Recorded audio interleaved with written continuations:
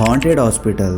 दोस्तों, हम लोग हॉस्पिटल में जाते हैं हमारी बीमारी ठीक करने के लिए, लेकिन वहाँ जाने के बाद अलग ही बीमारी शुरू हो जाए तो, जो कि डर की बीमारी।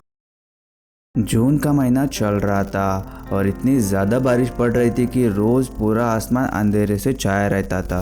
वहीं पर हम लोग नितिन नाम के एक लड़के को देखते हैं जो कि सिर्फ 15 साल का था और अपनी छुट्टियां एंजॉय कर रहा था। हालांकि उसकी माँ उसे रोज़ रोकती थी, लेकिन भी वो रोज़ बारिश में भीगकर घर आया करता था, जिसके कारण उसे रोज़ अपने माँ से मार भी पड़ती थी। लेकिन नितिन एक शरारती बच्चा था, वो किसी का नहीं सुनता था, लेकिन जो डर उसके माँ को था वही हो गया। नितिन कुछ दिन के बाद बीमार पड़ गया और ठीक से चल भी नहीं पा रहा था और खाना खाना ना के बराबर था। उसे देखकर उसकी माँ काफी ज्यादा डर जाती है और रोने लग जाती है और जितने जल्दी हो सके उसे हॉस्पिटल में लेकर चली जाती है, जहाँ पर डॉक्टर उसका चेकअप करता है और उसके माँ को बताता है कि नितिन की तबीयत काफी ज्यादा खराब है, उसे एडमिट करना पड़ेगा। अगर नहीं किया तो नितिन के साथ कुछ भी हो सकता है। अभी उसका पूरा पेपर वर्क करके उसे रूम में लेकर जाया करते हैं। तभी उस रूम से एक नर्स एक बॉडी को लेकर बाहर आती है। हालांकि नितिन उसे देख रहा था, लेकिन उसमें इतनी हिम्मत नहीं थी कि वो अपने माँ से पूछे कि उसे क्या हुआ है और उसे सफेद कपड़े से ढककर क्यों लेकर जा रहे हैं। अभी नितिन बात करने के हालात में नहीं था, इसलिए वो जल्दी से अपना खाना खाकर सोने चला जाता है और उसकी माँ भी काफी ज्यादा थकी हुई थी, इसलिए वो नीचे सो जाती है।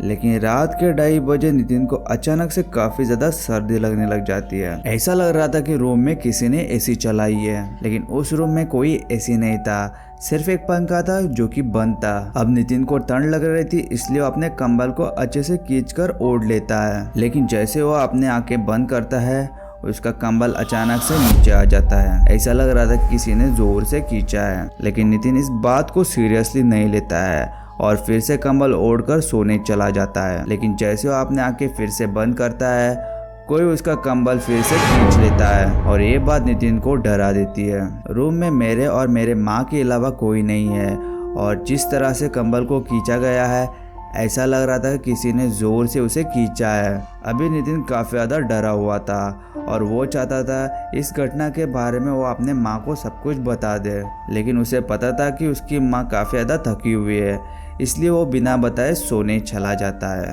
अगले सुबह जैसे वो सोकर उठ जाता है, वो कल की घटना के बारे में अपने माँ से पूछता है, माँ क्या तुमने रात को मेरा कंबल खींचा था? लेकिन उसकी माँ बताती है कि नहीं, मैंने तो नहीं खींचा, शायद तुम्हारा ही पैर लगकर नीचे आया होगा। अभी नितिन को पता था कि किसी ने तो कंबल खींचा था, लेकिन वो इसके बारे में अपने माँ से ज़्यादा नहीं पूछता है और उस घटना को भूल जाता है और अपना नाश्ता करके सोने चला जाता है। आज दूसरी रात थी।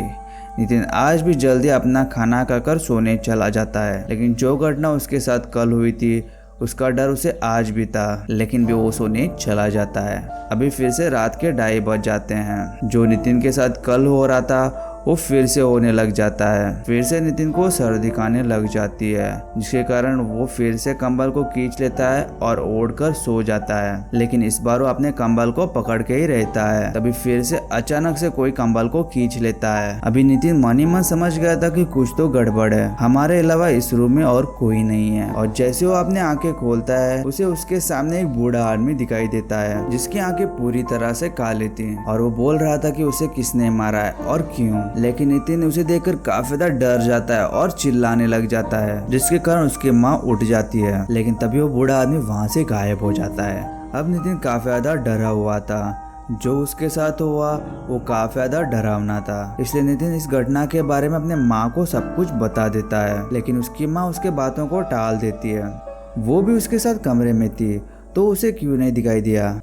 वो नितिन को बताते हैं कि शायद तुमने एक बुरा सपना देखा होगा और ये बात बताकर उसे सुलाती है। अगले सुबह नितिन उठकर सोचने लग जाता है कि वो बूढ़ा आदमी कौन था और ऐसा क्यों बोल रहा था कि उसे किसने मारा है और क्यों। यही बात उसके दिमाग में चल रही थी।